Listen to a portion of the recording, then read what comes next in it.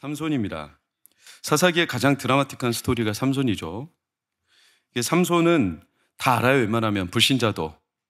사사기는 몰라도 삼손은 알아요. 왜냐? 워낙 유명한 이야기고 또 그래서 각색된 유명한 영화, 뮤지컬, 연극 이런 것들이 많습니다. 그리고 우리 주변에도 남자가 머리가 길면 별명을 삼손이라고요. 삼손이라고. 축구 선수 가운데도 삼손이라는 별명을 가진 선수가 있었어요. 실제로 이 사사기의 클라이막스가 누구냐면 삼손입니다. 삼손. 그러면 삼손이 능력이 출중해서 클라이막스냐? 초자연적인 능력, 우리가 잘 아시다시피 어마어마한 능력이죠. 기둥을 뽑아버리고 나귀 턱뼈로 수천 명을 죽이고 이런 수많은 스펙타클한 이야기가 있어서 클라이막스 그게 아니라 사실은 한 구절에서 삼손의 클라이막스가 사사기를 뒤집어 놓는데 16장 30절입니다. 마지막 구절만 딱 보면 삼손이 죽을 때 죽인 자가 살았을 때 죽인 자보다 더욱 어쨌다? 많았다. 이것 때문에 그래요. 원래 사사기가 사사들이 살아있을 때는 잘했고 사사들이 죽으면 언제 그러냐는데 용두사미처럼 사라져버리는 게 사사기의 패턴이에요. 패턴 기억하시죠? 사사기 패턴. 그림으로 보시면 죄를 지어요. 압제를 당하죠. 간구하면 사사를 보내 구원해줘요. 그리고 사사가 죽으면 이 구원의 역사가 많아졌을까요? 잊어버렸을까요? 잊어버려요. 사람의 본성이죠. 그 사람이 있을 때는 잘하다가 사사가 죽으니까 싹 다 사라져버려요. 근데 삼손은 이 패턴이 뒤집어졌어요. 삼손이 죽었는데 구원을 받은 사람이 훨씬 많아졌어요. 하나님의 역사가. 그래서 이게 클라이막스예요. 여러분, 이게 뭘 뜻하냐면 우리 눈에는 끝난 것처럼 보여도 하나님은 여전히 일하고 계시다는 걸 보여주고 계세요. 삼손이 그렇게 끝났는데 하나님의 역사가 더 대단하게 일어나. 근데 우리는 끝났다라는 눈앞에 보이는 현실 때문에 이게 안 믿겨지는 거예요. 안 믿어. 여러분, 사사들이 다분히 온니엘, 삼갈 이런 사사들이 다분히 현세적이에요. 현세적이라는 말은 지금 당장 콩고물이 내 눈앞에 떨어지는 게 보여야 믿는다는 뜻이에요. 안 보이면 안 믿어, 웬만해선. 그만큼 신앙심이 얕았다는 거예요. 보이면 하고 안 보이면 안 하고. 예전에 EBS 다큐 실험 관찰 카메라에서 아이들을 놓고 실험을 하는데 유치원에서 유치원 선생님이 먹을 거 담긴 박스처럼 생긴 아주 근사한 박스가 테이블에 놓여 있어요. 야, 이거 다른 친구들이 오면 같이 먹자. 열면 안 돼? 하고 선생님이 나갔어요. 애들이 열었게 안 열었게요? 열지 당연히. 고양이가 생선을 앞에다 그냥 두고만 지켜보고 있겠어요?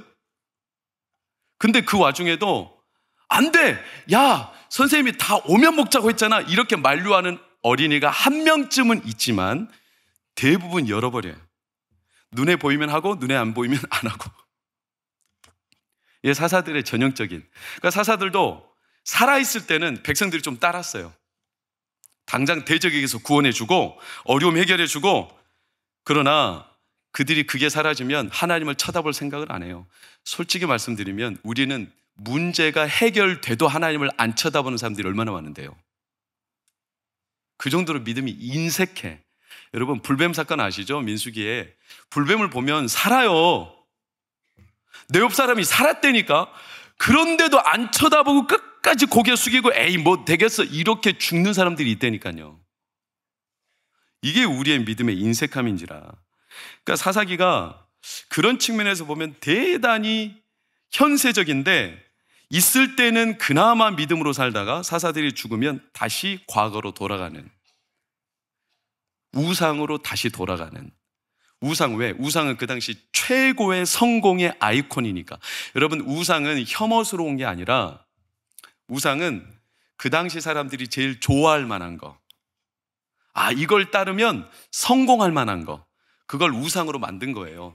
가나안의 바알신을 왜 따르겠어? 그게 싫고 역겹고 그러면 누가 따르겠어요? 근데 바알신은 농경의 신인지라 그 당시 농경 문화에서는 이 바알신을 따르면 농사에 성공해. 그러니 다 따라가는 거죠. 최신 문물인 거예요.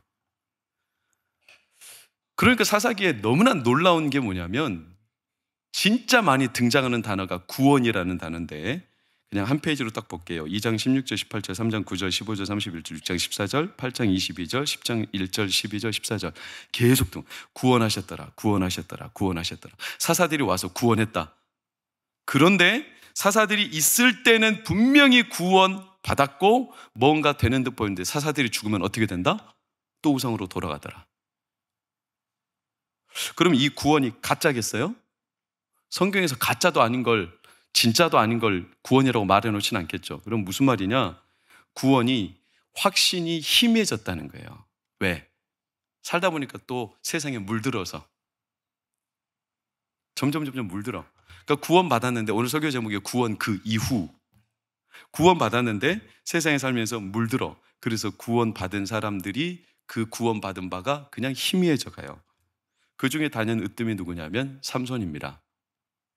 여러분, 삼손은 가장 인간적이고 제일 현세적인 사람인데 그의 긴 스토리가 13장, 16장 다 말할 수 없어요. 그래서 단적으로 14장 1절에서 3절을 보면 삼손이 한 여자, 딥나라는 블레셋 지역에서 한 여자를 보고 반했어. 그래서 자주 등장하는 단어가 내가 그 여자를 내 아내로 삼겠다. 3절에 나를 위하여 내가 그렇게 하겠다. 지극히 자기를 위해서 행동하는 본능, 눈에 보이는 것을 쫓아 자기 안목, 이생의 자랑, 정욕, 구원받은 자인데도 구원이 희미해져서 그냥 세상에 물들어서. 그런데 그 와중에도 놀라운 반전이 뭐냐면 4절을 보면 이런 일조차도 누구로부터 나왔다? 여호와께로부터. 이게 참 오해하기 쉬운데 삼손의 이 여자를 자기 아내로 삼겠다, 이게 하나님의 방법이 아니라는, 방법이라는 뜻이 아닙니다. 그러니까 삼손이 딥나 여자를 선택한 이유는, 방법은 자기가 좀 잘못됐지만 이렇게 해서라도 블레셋 사람들을 혼내주고 싶어서 빌미로 딥나 여자를 선택했는데 그게 사실은 하나님의 방법은 아니에요. 우리가 소위 세상에 나쁜 놈들이 많다고 더 나쁜 놈이 되면 되겠어요? 그놈들 혼쭐 내주려고? 술은 진짜 나쁜 거야. 우리 집 양반이 술 때문에 인상 망쳤어. 이 나쁜 놈의 술 다 없애버려야 돼. 그렇기 때문에 내가 다 먹어버릴 거야. 술을 없애버리기 위해서 자기가 다 먹어버리면 돼요, 안 돼요? 그 나쁜 방법이잖아요. 그러니까 삼손이 블레셋 사람들을 혼내주기 위해서 딥나 여자를 선택해가지고 뭔가 틈을 노리겠다? 이게 하나님의 방법은 아니에요. 그럼 왜 여호와께로부터 나왔다라고 말을 하냐면, 이런 철부지 삼손, 자기 정욕대로 움직이는 삼손, 그럼에도 불구하고 이 진흙탕에서도 하나님이 그와 함께 하셨다. 왜? 구원받은 사람이니까. 세상에 물들어 여전히 구원이 희미해져 살아가는 사람이랄지라도 하나님이 구원하신 사람이니까. 그러니까 삼손도 이 방법이 잘못된 걸 9절을 보면 부모에게 알리지 않잖아요. 왜? 잘못된 걸 알아. 근데 놀랍게도 6절을 보면 여호와의 영이 그와 함께 하셨다고 말해요. 삼손의 스토리에 여호와의 영이 간간히 함께 하셨다, 임했다, 이런 구절이 제법 있어요. 이게 뭐냐면 간간히 삼손이 하나님의 영에 충만했다는 뜻이 아니라 하나님은 늘 함께 하셨는데 삼손이 가끔 충만한 은혜를 받았다는 뜻이에요. 오늘날 성도로 말하면 1년 52주 예배를 드리는데 한 3번 충만해. 간간히 충만해. 그렇다고 하나님이 함께 하시지 않는 게 아니야. 하나님은 항상 함께 하셔요. 근데 그 성도는 1년에 3번 충만해. 간간히 충만해. 이런 뜻인 거죠. 그러니까 이 성도가 구원받은 사람인데 세상에서 세상에 물들어 사니까 이 내면에서 충돌이 일어나죠. 하나님은 그 사람을 계속 간섭하죠. 근데 그 사람은 세상 방식에 물들었죠. 그러니까 이게 내면에서 계속 충돌하는 거 아니겠어요? 그러니까 성도가 세상을 사는 게 그 딜레마가 거기에 있죠. 사도 바울도 그랬어요. 내 안에 두 사람이 싸운다고 그랬어요. 이게 괴로움이에요. 이게 삼손인데 이 삼손이 너무 나가서 사실은 자기가 구원받은 것도 잊어버린 채 살 정도의 삶까지 나가는 걸 보면 이게 사실 삼손의 스토리만 아니라 나하고도 별반 차이가 없는 스토리예요. 참 삼손을 볼 때마다 신기한 게 뭐냐면, 아니 이렇게 출중한 능력을 갖고 아니 왜 이렇게 약해? 얼마나 대단해 삼손이. 머리 확, 힘이 또 얼마나 세. 그런데 이런 삼손이 여자의 눈물에 약해. 여자가 울면 못 이기고 와르르 무너져 버려. 딥나 여자를 아내로 선택한 것도 그걸 빌미로 블레셋을 혼내주겠다라는 나름의 계산이었어요. 그래서 혼인잔치를 열었죠. 혼인잔치에 블레셋 하객들이 왔죠. 그래서 퀴즈를 냈죠. 너희가 이 퀴즈를 맞히면 내가 너희한테 옷을 선물로 주고, 만약에 못 맞히면 너희가 나한테 혼수품을 줘라. 퀴즈를 어려운 거 내버렸어. 그게 뭐냐? 강한 자에게서 강한 게 나오고 단 것에서 당한 게 나온다. 이 퀴즈였는데 이거를 사람들이 몰라. 그랬더니 이 사람들이 그 삼손의 아내 딥나 여자를 계속 옆구리를 찔러. 네가 좀 알아라. 그랬더니 딥나가 삼손 앞에서 눈물을 철철 흘리면서 계속 삼손을 꼬드겨요. 그래서 알려줘요, 안 알려줘요? 알려줘 버려요. 그래가지고 삼손이 된통 뒤통수를 맞죠. 그리고 딥나 여자한테 화나가지고 삼손이 잠시 떠나. 그 사이에 이 딥나 여자는 딴 여자한테 시집 가버려. 딴 남자한테. 말 잘못하면 큰일 날 뻔해. 동성애처럼. 이놈의 쥐둥이가. 이것 때문에 삼손이 열받아가지고, 난 이제 내가 화풀이 해도 나 말리지 마라. 나는 충분히 화풀이 할 수 있다. 내 여자를 딴 놈한테 줘버렸다. 그래가지고 어떻게 했냐? 블레셋 사람들을 혼내준다는 게 이런 상상도 기발한 방법. 그게 뭐냐? 그들의 밭을 태워버릴 건데 여우들을 잡아다가 300마리 꼬리를 2마리씩 묶어가지고 거기다 불을 붙여서 여우들이 뜨거우니까 뜨거 하면서 밭으로 주랭랑을 치면서 온 밭을 싹 태워버려. 여러분, 그냥 밭에 가서 불을 놓으면 되잖아요. 그런데 이런 기발한 상상이 어디 있어? 상상한다고 되겠어요? 여러분, 여우 잡을 수나 있겠어요? 300마리가 뭐예요? 한 마리도 뭐. 저는 지금도 생각이 소름이 끼치는 게 중학교 1학년 때 옆집 개를 이렇게 쓰다듬다가 꼬리를 만졌는데 왕 여기 물어버렸어. 그래가지고 지금도 제가 개 꼬리는 만지는데 트라우마가 있어요. 못 만져. 아니, 개 한 마리도 만지기 어려운데 여우를 잡아다가 이런 기발한 능력과 상상력. 이 개가 물 때 제가 그때 물렸어도 개를 물어버렸어야 됐는데 그런 기발한 생각을 했어야 돼. 성도라면. 개한테 물렸다고 뉴스는 안 나와. 그런데 사람이 개를 물면 뉴스에 나와. 동작구 모모 교회 목사가 개를 물었다. 그럼 내일 신문 모든 지면 헤드라인에 딱 그 뉴스가 뜨는 거예요. 아니, 성도가 그 정도 기발한 상상을 해봐야지. 삼손이 어마어마한 사람이에요. 그래가지고 밭을 다 태워버려. 이런 능력이 있어요. 여러분 아시잖아요. 나귀 턱뼈 하나로 3,000명을 죽였어요. 적군들이 창과 칼로 왔어. 여러분, 나귀 턱뼈가 아니, 지금 몽둥이 들어도 최소한 곡괭이라도 들어야 되는데 나귀 턱뼈 가지고 사람을 죽여. 수천 명을. 이게 삼손이에요. 에나꼬르에서 하나님께 부르짖자 샘물이 터졌어요. 2기둥을 뽑았던. 이게 삼손의 전무후무한 능력인데, 이런 구원과 하나님의 능력을 받은 출중한 인물 삼손이 누구 앞에서 꼬꾸라지냐면 한 여인 앞에. 쪽도 못 쓰고. 그게 누구죠? 들릴라. 16장 15절 16절을 보면 들릴라가 삼손에게 이르되 당신의 마음이 내게 있지 아니하면서 당신이 어찌 나를 사랑한다 하느냐. 이게 이제 들릴라가 당신의 힘의 원천이 어디 있냐 이걸 알아내려고 꼬시는 건데, 이게 성경으로 보니까 좀 무미고, 들릴라가 설마 삼손한테 이렇게 말했겠어요? 당신의 마음이 내게 있지 아니하면서 당신이 어찌 나를 사랑한다 하느냐, 이렇게 말했겠어요? 그럼 삼손이 안 넘어가지. 뭐라고 했겠어요? 흉내를 좀 내봐요. 흉내를. 삼손 당신의 마음이, 이런 식으로 흉내도 못 내겠어.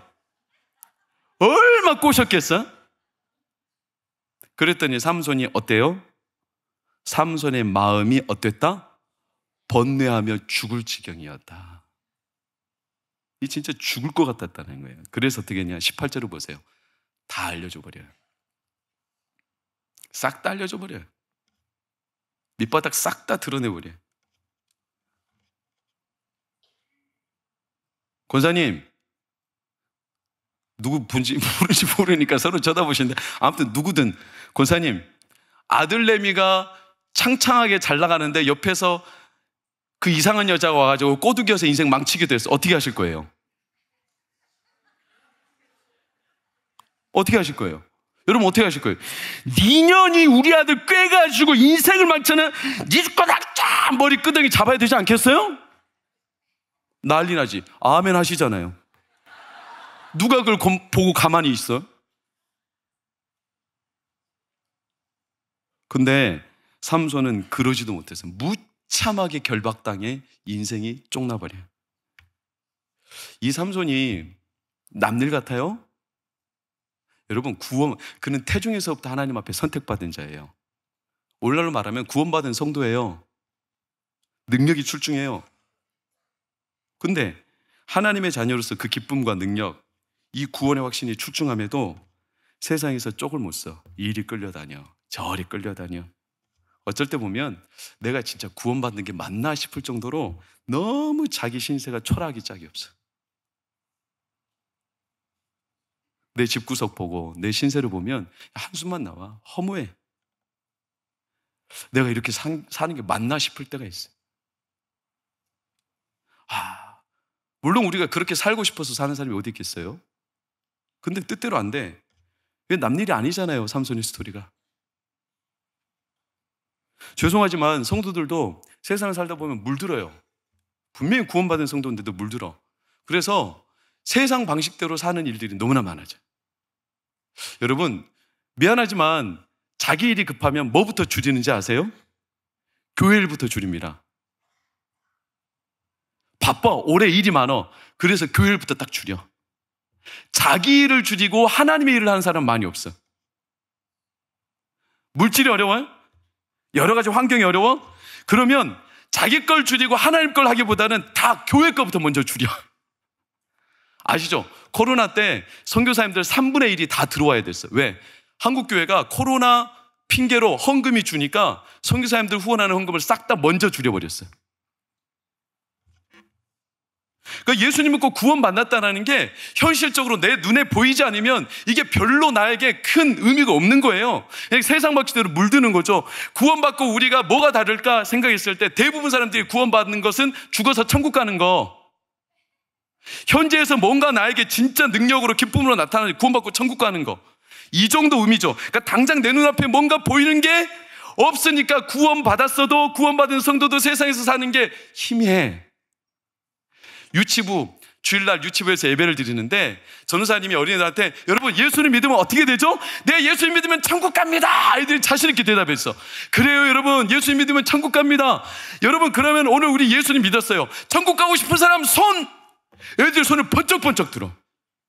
근데 저기 있는 하나에는 안 들어. 얘 너는 천국 안 가고 싶어? 아니요 전도사님, 오늘 예배 끝나면 엄마가 바로 집으로 오라고 그랬어요. 그렇지, 집으로 가야지. 뭔 천국이 지금 당장 중요해. 당장 눈에 보이지도 않는데.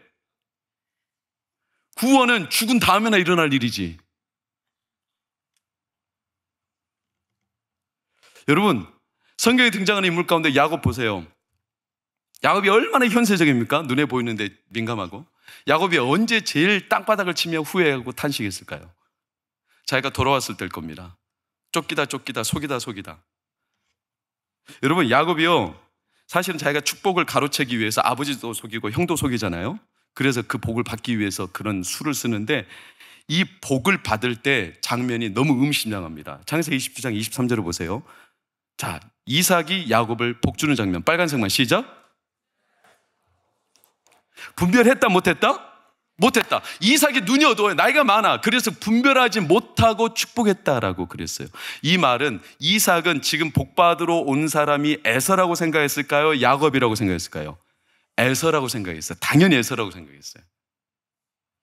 그런데 야곱한테 복이 가버렸네. 택배로 따지면 주소가 잘못 갔네. 잘못 간 택배는 어떻게 해야 되죠? 제대로 주소로 가야 되겠죠. 근데 이 잘못된 주소로 간 복이 야곱한테 갔어요? 에서한테 갔어요? 야곱한테 그대로 갔어요. 이 말은 하나님은 원래부터 야곱을 그렇게 축복하려고 했어요.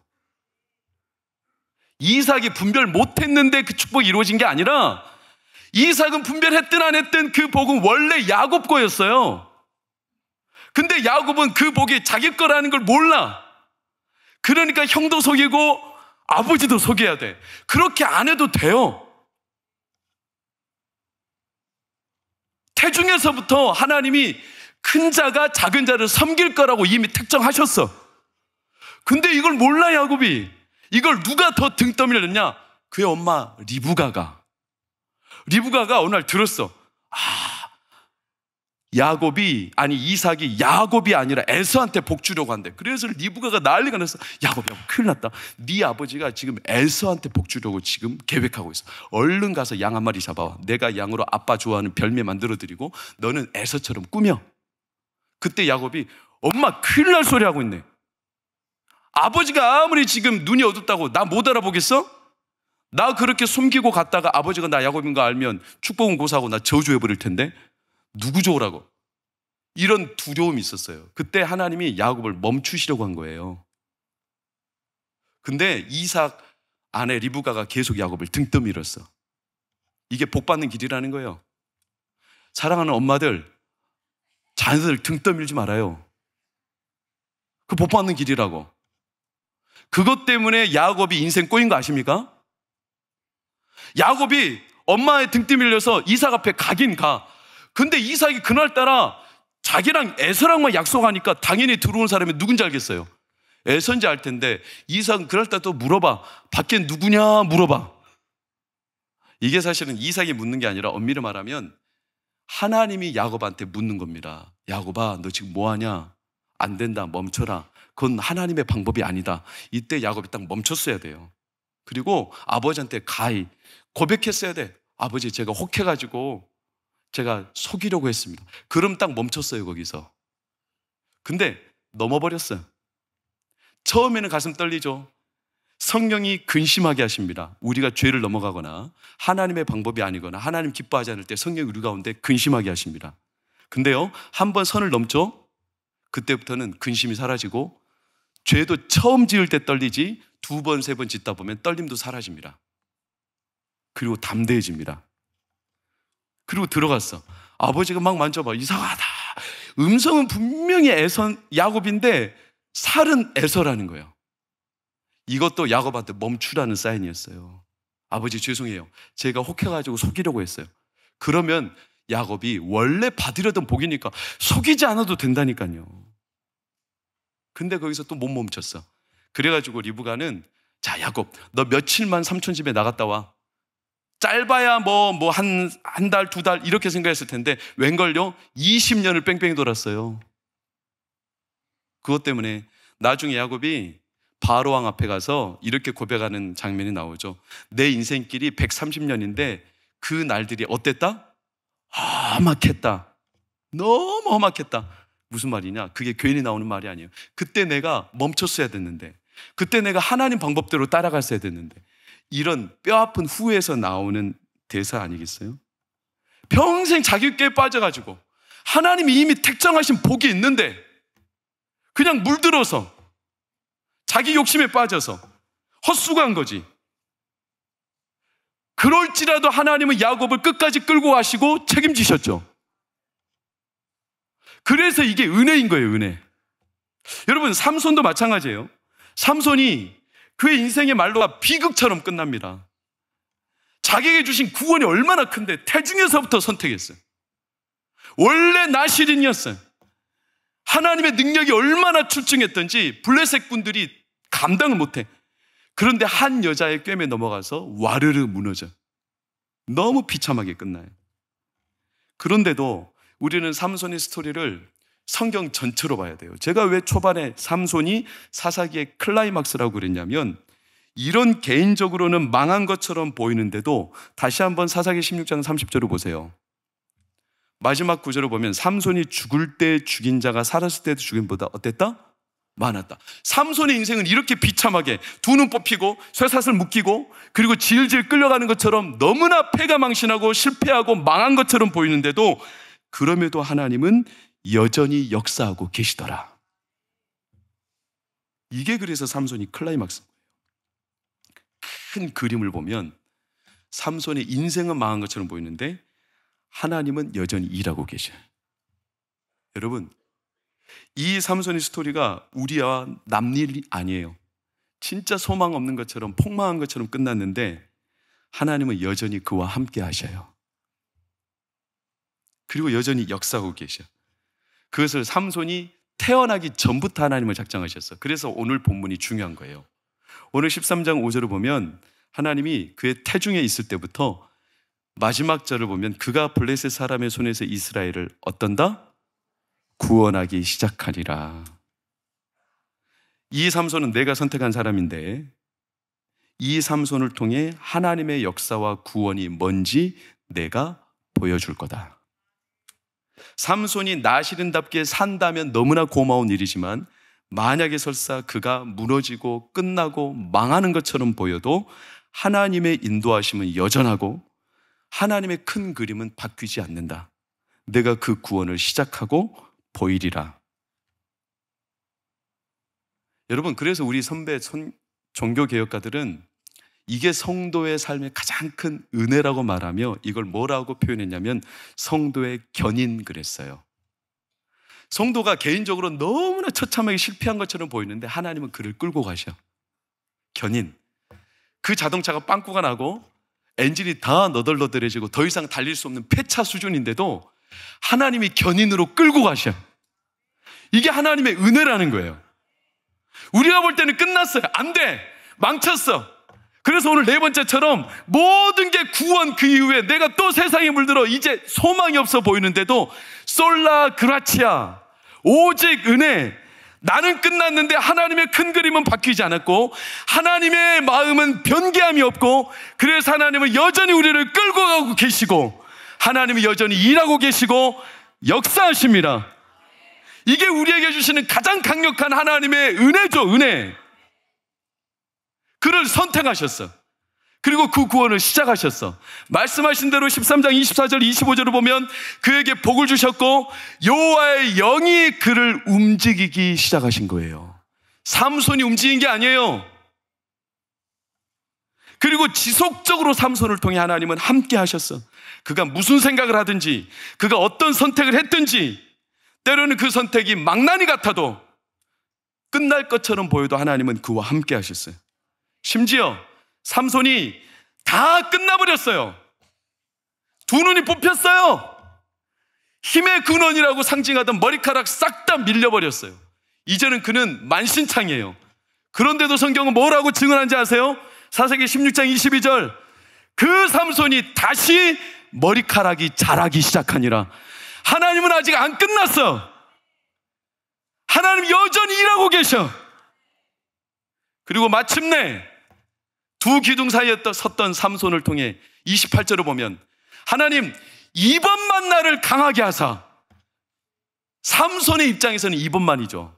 왜? 늘 있었다 말았다 있었다 말았다 해서 삼손이. 그러나 하나님은 항상 그와 함께 하셨고 여전히 함께 하시고 그래서 삼손이 이번에 진심으로 주를 바랄 때 하나님은 단번에라도 그의 영광을 나타내셨어요.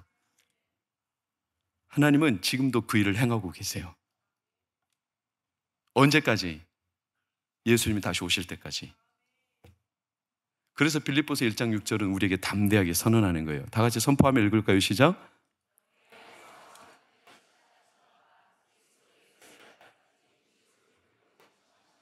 너희 안에서 그 일을 시작하신 그분이 그분 뜻대로 그 일을 이루시리라. 언제까지? 예수님 오실 때까지. 내 인생이 지금 끝난 것처럼 보여도 여전히 그래서 은혜인 거예요. 사랑하는 여러분, 아주 유명한 사람 아시죠? 세상적으로. 그 누구냐면 팀 호잇이에요. 아버지 딕 호잇, 아들 릭 호잇. 지금은 보스턴의 마라톤의 상징인 거 너무나 유명한 스토리 아닙니까? 아들 릭이 태어나면서부터 탯줄이 목에 감겨버렸어요. 그래서 뇌에 산소가 공급이 안 되는 바람에 심각한 뇌성마비로 태어났어요. 생후 8개월의 의사는 말도 못하고 걷지도 못하고 어떤 것도 못하고 혼자 살 수 없다. 그래서 보조장치를 달고 혼자 살아야 되는 그렇게 목숨을 유지하고 살았어요. 그런데 아버지가 아들과 소통하고 싶었어요. 그래서 늘 아들의 어떤 작은 몸짓에도 귀를 기울여 아버지가. 그래서 아버지와 아들이 소통하기 위해 아들만을 위한 컴퓨터를 만들었어요. 그 컴퓨터에 아들이 뭔가 메시지를 남기면 이걸 아버지가 알아채는 거예요. 우연찮게 1997년 릭이 15세가 되었을 때 지역에서 부상당한 운동선수를 위한 치료비를 위해서 8km 자선 달리기 행사가 열린다는 걸 이 릭이 공고를 보고 이 컴퓨터에다가 메시지를 남겼어. 그게 뭐냐면 달리기 대회에 나가요. 아빠, 저는 아빠랑 달리고 싶어요. 이렇게 긴 게 말한 게 아니고 딱 한 단어 run. 근데 그걸 딱 보고 아버지는 금세 알아챘어요. 아버지는 달리기 연습을 한 번도 해본 적이 없어요. 근데 아버지 딕은 아들의 소망을 들어주기로 결심했고 휠체어를 아들을 위해 개조했어요. 그리고 아들과 함께 달려. 처음에는 무너져요. 숨이 가빠. 못 달려. 그런데 아들을 위해 또 일어나. 또 달려. 또 달려. 또 달려. 첫 달리기 성공.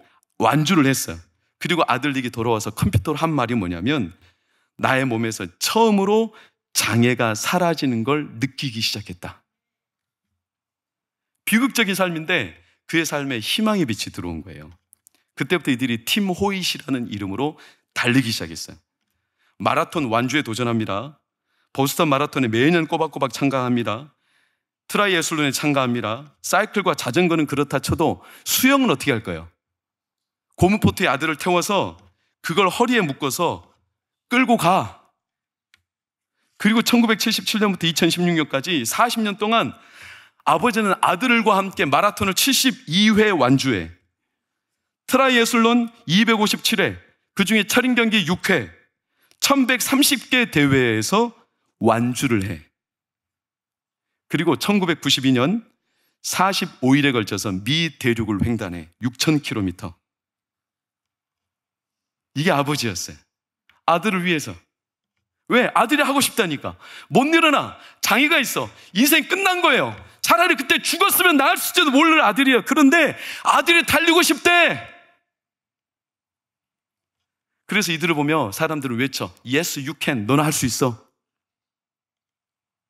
인간 승리?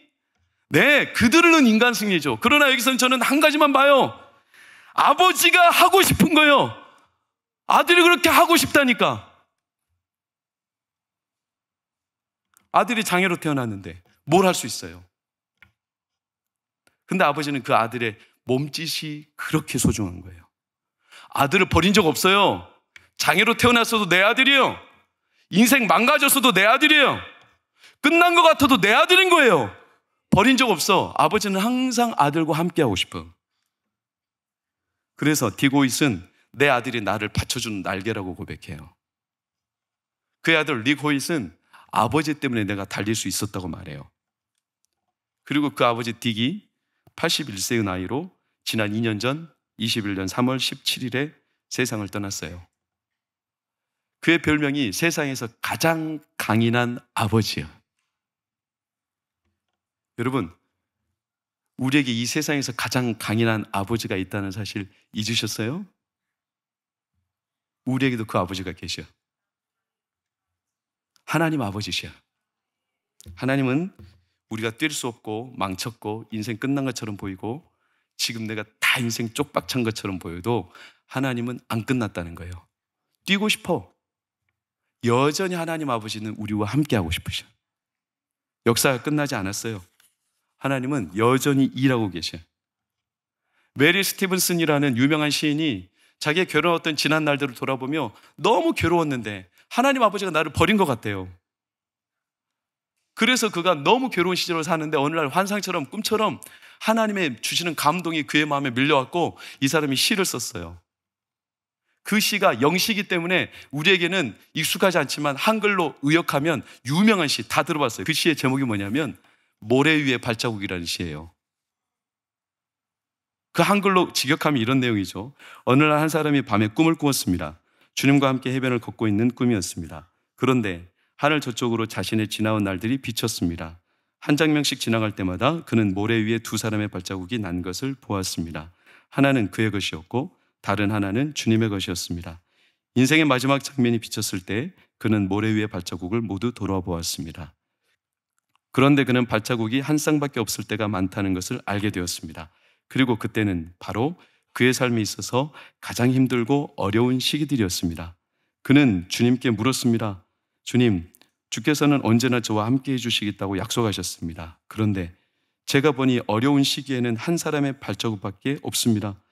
제가 주님을 가장 필요로 했던 시간에 주님께서 왜 저와 함께하지 않으셨는지 저는 모르겠습니다. 주님께서는 이렇게 대답하셨습니다. 사랑하는 아들아, 나는 너를 사랑하기 때문에 버리지 않는다. 네 시련의 시기에 한 사람의 발자국만 보이는 것은 바로 내가 너를 업고 갔기 때문이다. 그분은 우리를 떠나신 적이 없어요.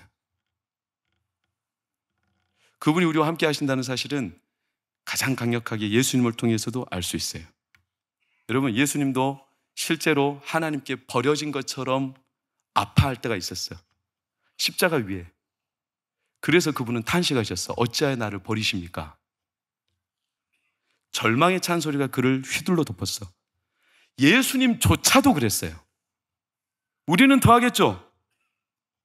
십자가 위에 계실 때 사람들이 다 망했다고 말했어. 저 사람 저주받았고 끝났다고 말했어요. 그런데 그때도 하나님은 함께 하셨어요. 함께만 하셨어요? 예수님 십자가에 죽으시고 난 뒤에 도리어 큰 구원의 길이 열렸어요. 삼손이 죽고 난 뒤에 더 큰 역사가 일어나듯 예수님 죽고 난 뒤에 우리에게 구원의 대로가 열렸어요. 그래서 성경은 말해요. 히브리서 9장 26절. 그분이 단번에, 삼손이 단번에 죽어서 하나님의 역사를 드러낸 거, 예수님은요, 그보다 훨씬 더하게 단번에 그분의 몸을 화목제물로 드려 세상에 하나님의 역사가 드러남을 보여주셨어요. 근데 이 예수 그리스도의 클라이막스는 아직도 계속되고 있어요. 그래서 히브리서 9장 28절 뭐라고 합니까? 두 번째 나타나시리라. 아직 끝나지 않았어요. 아직 클라이막스가 끝나지 않았어요. 계속 그분은 일하고 계셔요. 지금 우리 삶이, 여러분의 삶이 끝난 것처럼 보여도 하나님은 여전히 계속하고 계셔요. 여러분, 작년에 수능 시험을 본 사람 중에 제일 연배가 높으신 분 누군지 알죠? 82세의 김정자 할머니셔. 이분이 고사장에 들어가는 장면이, 한글을 못 배웠어. 그래서 한글을 깨우쳤어. 너무 기뻐서 자기는 수능 시험도 봐보고 싶대. 82세, 뭔 소망이 있어요? 근데 그 길을 가고 싶다는 거예요. 여전히 자기 인생이 클라이막스. 그래서 숙명여대에서 그분을 입학시켜줬어요.